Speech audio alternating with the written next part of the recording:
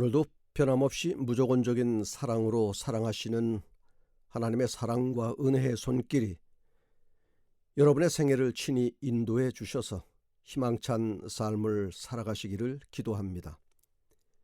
여러분들과 함께 은혜를 나눌 말씀은 로마서 8장 37절에서 39절입니다. 그러나 이 모든 일에 우리를 사랑하시는 이로 말미암아 우리가 넉넉히 이기느니라. 내가 확신하노니 사망이나 생명이나 천사들이나 권세자들이나 현재일이나 장래일이나 능력이나 높음이나 깊음이나 다른 아무 피조물이라도 우리를 우리 주 그리스도 예수 안에 있는 하나님의 사랑에서 끊을 수 없으리라. 하나님의 사랑 때문에 라는 제목으로 은혜를 나누고자 합니다. 이 세상에서 만날 수 있는 가장 위대한 기적은 하나님의 사랑과 은혜로 말미암아 인간의 삶이 완전히 변하는 것이라고 생각합니다.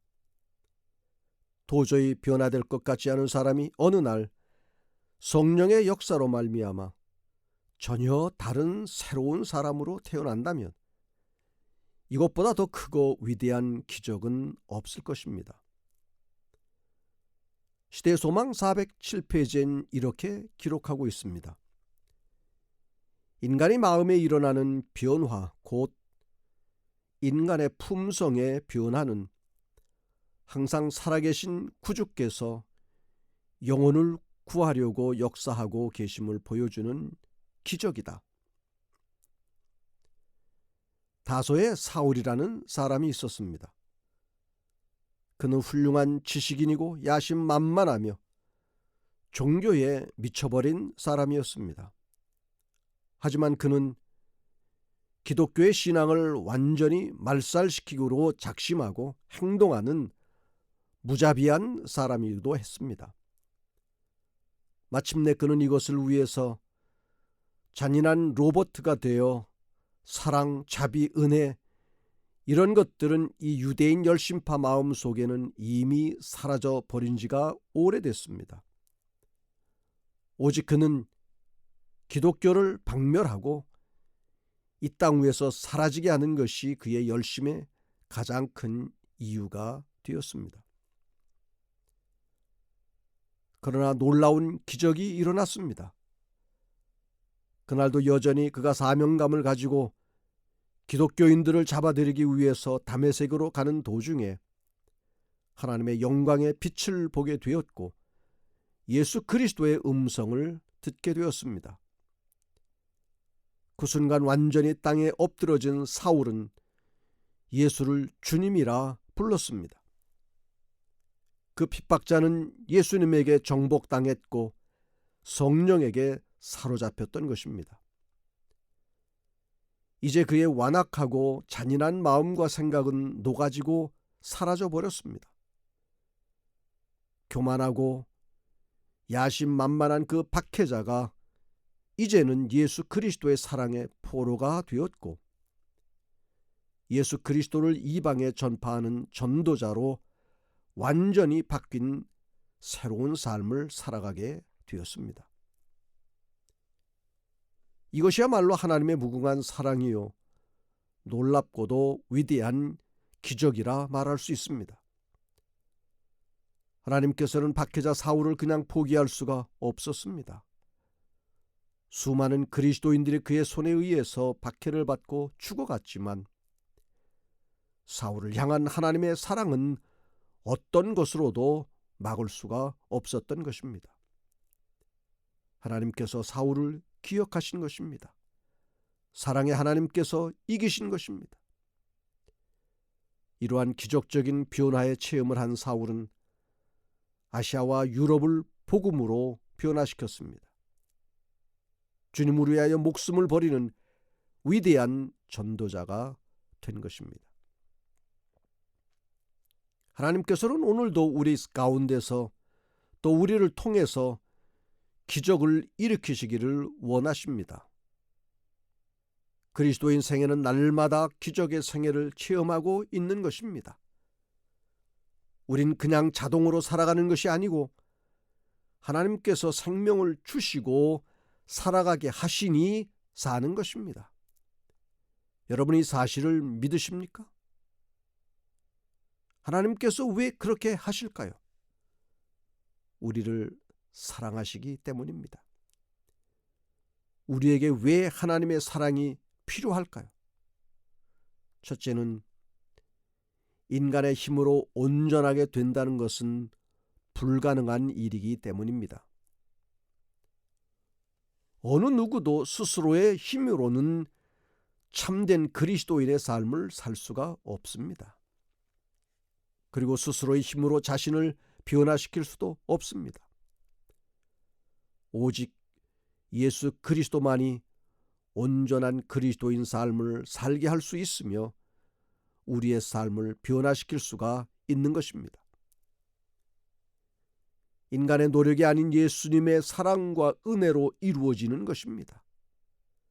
나의 마음속에 예수 그리스도를 모시고 그분과 영원히 동행하기로 결심하면 주님의 은혜가 나에게 이르게 되고 나는 위로부터 능력을 받아 온전한 생활을 하게 되는 것입니다. 나의 의지를 사용하고 나의 노력을 아무리 첨가한다 해도 거기에 그리스도의 사랑과 은혜가 없으면 아무것도 이룰 수가 없는 것입니다. 그러므로 예수님 앞에서 자신을 철저히 부정하고 완전히 낮추어야 하는 것입니다. 주님 앞에서 나라는 존재가 완전히 깨어져야 하는 것입니다. 그것을 깨닫는 사람은 희망이 있습니다. 그러나 여전히 나의 힘을 앞세우는 사람은 신앙이 고달프고 기쁨이 없고 인생이 피곤한 것이 되고 말 것입니다. 그러므로 이제는 내 힘으로 온전케 된다는 것은 불가능함을 인정해야 합니다. 내 의지로 설 수 있다는 생각도 포기하십시오. 그리고 온전히 주님만을 의지함으로 온전케 되며 주님의 은혜로 말미암아서만 구원함에 이른다는 사실을 인정하시기 바랍니다. 나의 삶에 주님의 능력과 은혜가 임하도록 내 자신을 전적으로 주님의 손에 맡기시기를 바랍니다. 그리고 나를 진정으로 변화시켜 주시도록 주님께 날마다 간절하게 기도하시기를 바랍니다. 둘째로는 우리에게는 하나님의 사랑이 필요하기 때문입니다. 내 속에 여전히 하나님의 사랑이 강력하게 역사하고 있습니까? 하나님의 사랑이 혹여 결핍되어 있지는 않습니까? 그렇다면 지금 믿음으로 하나님의 무한하신 사랑을 구하시기를 바랍니다. 하나님은 그의 자녀들의 필요를 공급해 주시는 분이십니다. 왜 나에게 하나님의 사랑이 결핍되어 있을까요? 그것은 하나님을 온전히 신뢰하지 않기 때문입니다. 하나님을 신뢰하는 데서부터 우리의 신앙은 출발하는 것입니다. 만약 우리의 자녀들이 아빠, 나는 아빠를 믿을 수 없어요. 그리고 아빠를 사랑하지도 않아요. 라고 말한다면 여러분은 어떠하겠습니까? 아마 가슴이 터지고 어찌할 바를 모를 것입니다. 그러나 안타깝게도 나의 신앙생활 속에서 말로 그렇게 하지는 않아도 실제 생활에 있어서는 하나님을 불신하고 사랑하지 않으면서 살아갈 수도 있다는 것입니다. 입으로만 하나님을 섬기는 것입니다. 실물교훈 134페이지에는 하나님께서는 우리를 당신의 자녀로 여기신다. 그는 우리를 이 혼잡한 세상에서 구속하사 우리를 하늘 왕의 가족의 한 식구로 곧 하늘 임금의 아들, 딸이 되게 하기 위해 택하셨다. 그는 이 세상의 어린 아이가 자기 아버지를 의지하는 것 이상의 더 굳고 강한 신뢰로서 그를 의지하기를 원하신다. 부모들은 저희 자녀를 사랑한다. 그러나 하나님의 사랑은 사람의 사랑보다 더 크고 더 넓고 더 깊다. 그 사랑은 측량할 수 없다. 라고 기록하고 있습니다. 오늘 나의 신앙 자세를 생각해 보고 하나님을 사랑하고 신뢰하며 살아가고 있는지 생각해 보시기를 바랍니다. 놀라운 것은 우리는 하나님께 늘 부족하게 살아도 하나님께서는 항상 우리를 사랑하신다는 것입니다. 누가복음 15장에는 탕자의 비유라고 한 말씀이 기록되어 있습니다. 둘째 아들은 막무가내로 아버지를 졸라 자기 몫으로 유산을 미리 달라고 떼를 씁니다. 아버지의 마음은 그것이 아니었지만 아들이 때에 못 이겨 유산을 주고 맙니다. 그 돈으로 아들은 세상으로 나아가 허랑방탕하게 모두 허비하고 거지 신세로 전락하고 맙니다. 그러던 어느 날 아들은 아버지 집을 생각하게 되었고 이제는 아들이 아니라 종으로 받아들여 달라고 마음먹고 집으로 갑니다. 아버지는 여전히 아들을 기다리는 중에 멀리 동네 어귀로부터 힘없이 걸어오는 사람이 아들임을 직감합니다. 그리고 달려가서 그 아들을 끌어안고 죽었던 아들이 돌아왔다고 잔치까지 벌였습니다. 그리고 지난날 아들이 저질렀던 모든 허물을 용서하고 다시 아들로 맞아들인다는 이야기입니다. 이 얼마나 아름답고 감동적인 사랑의 이야기입니까? 여기에 등장하는 아버지는 하나님을 나타내고 있습니다. 하나님은 우리가 어떠하든지 언제나 사랑으로 대해주시는 분이십니다. 무조건적인 사랑을 베푸시는 분이십니다. 난 너무 부족한 것이 많다.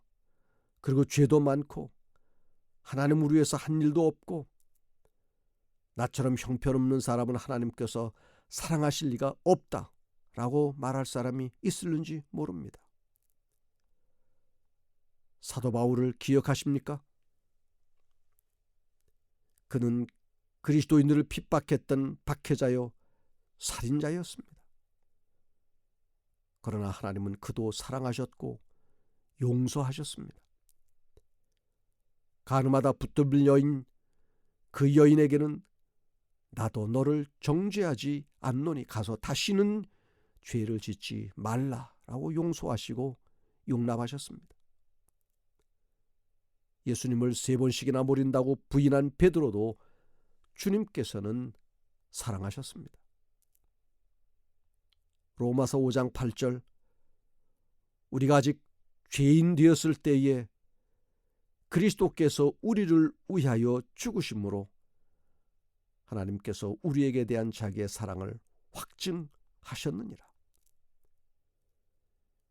요한일서 4장 16절에서 19절 하나님이 우리를 사랑하시는 사랑을 우리가 알고 믿었노니 하나님은 사랑이시라. 사랑 안에 거하는 자는 하나님 안에 거하고 하나님도 그 안에 거하시느니라. 이로써 사랑이 우리에게 온전히 이룬 것은 우리로 심판날에 담대함을 가지게 하려 함이니 주의 어떠하심과 같이 우리도 세상에서 그러하니라. 사랑 안에 두려움이 없고 온전한 사랑이 두려움을 내어 쫓나니 두려우면은 형벌이 있음이라. 두려워하는 자는 사랑 안에서 온전히 이루지 못하였느니라. 우리가 사랑함은 그가 먼저 우리를 사랑하셨습니다. 고 기록하고 있습니다. 이제 여러분이 믿는 하나님을 신뢰하고 사랑할 수 있으십니까? 그분이 나를 얼마나 사랑하고 보호하는지를 이해할 수 있으십니까? 나의 어떠함 때문이 아니라 사랑이신 하나님이 사랑하시고 싶어 나를 사랑하신다는 사실을 믿을 수 있으십니까? 아직도 하나님을 믿지 못하겠습니까? 아직도 하나님이 나를 사랑하신다는 사실을 의심하십니까? 아직도 죄의식 속에서 고민하고 계십니까? 아직도 하나님 없이 살아가고 계십니까? 지금 예수님에게로 여러분의 마음을 열고 그분에게로 한 걸음 나아가 사랑과 용서를 구하고 받아들이시기를 바랍니다. 여러분이 예수님을 온전히 신뢰하고 그분을 사랑하기만 하면 예수님은 여러분을 받아주시고 용서하시고 사랑하여 주시고 축복하셔서 나의 삶을 풍요롭게 하실 줄 믿습니다. 한 영국인이 요크셔 해안의 아름다운 별장을 소유하고 있었습니다. 해안 한쪽에는 커다란 바위가 바다를 향해 불쑥 나와 있었습니다. 어느 날 이 영국인은 딸을 데리고 바위 꼭대기에 올라갔습니다. 그들이 꼭대기에 이르렀을 때 아버지는 딸에게 평생 잊지 못할 교훈을 주고 싶은 생각이 들었습니다. 얘야, 위를 올려다 보아라. 딸은 아버지의 말대로 푸른 하늘을 올려다 보았습니다. 이번에는 아래를 내려다 보아라. 아버지의 말대로 딸은 하늘이 비춰지는 바다를 내려다 보았습니다. 이번엔 저 앞을 내다보렴. 딸은 아버지의 말대로 했습니다. 사랑하는 내 딸 도로시야, 이처럼 높고 한없이 깊고 끝없이 넓고 아름다운 것이 하나님의 사랑이란다. 이 말을 들은 딸은 아버지를 향해 아버지, 하나님의 사랑이 이처럼 높고 깊고 끝없이 광활하다면 우리는 그 한가운데서 살고 있군요 하고 똑똑히 말했습니다. 아버지는 딸의 이 말을 평생 잊지 못했다고 합니다. 찬미의 한 가사입니다. 저 바닷물을 먹물 삼고 하늘을 두루마리로. 하나님 사랑 기록해도 다 묘사할 수 없겠네. 하나님 크신 사랑을 그 어찌 다 쓸까? 저 하늘 높이 쌓아도 채우지 못하리. 그 크신 하나님의 사랑 다 측량 못하며 영원히 변치 않는 사랑 성도여 찬양하세. 우리가 오늘 숨을 쉬고 살아가는 것도 알고 보면 하나님의 사랑 때문이라는 사실을 잊지 마시기를 바랍니다. 나를 향한 하나님의 사랑이 없었다면 어찌 살아갈 수 있을 것이며, 하나님의 사랑이 아니면 감히 하나님을 아버지라 부르며 자녀라고 말할 수 있겠습니까? 하나님 사랑 때문에 오늘 우리가 존재하는 것입니다. 그 하나님의 사랑이 있기 때문에 우리로 세상을 이기게 하는 힘의 원동력이 되는 것이고, 어떠한 어려움과 시련이 닥치더라도 헤치고 나갈 수 있는 힘이 생기는 것입니다. 하나님을 찬양하십시다. 하나님께 감사하십시다. 하나님의 사랑을 더욱 깊고 넓게 경험하는 성도가 되시기를 바랍니다. 기도하겠습니다. 하늘에 계신 우리 아버지 하나님, 못난이 죄인도 무한한 사랑으로 용납해 주시고 다함이 없는 사랑으로 사랑해 주시니 감사합니다. 아버지 하나님의 자녀 삼아 주시고 순간마다 삶에 힘을 주시니 감사합니다. 하나님의 사랑을 이제 알고 깨달았으니 그 사랑 간직하며 하나님의 자녀답게 살아가게 하여 주시고 세상을 이기고 살게 하여 주시옵소서. 예수님의 이름으로 기도합니다. 아멘.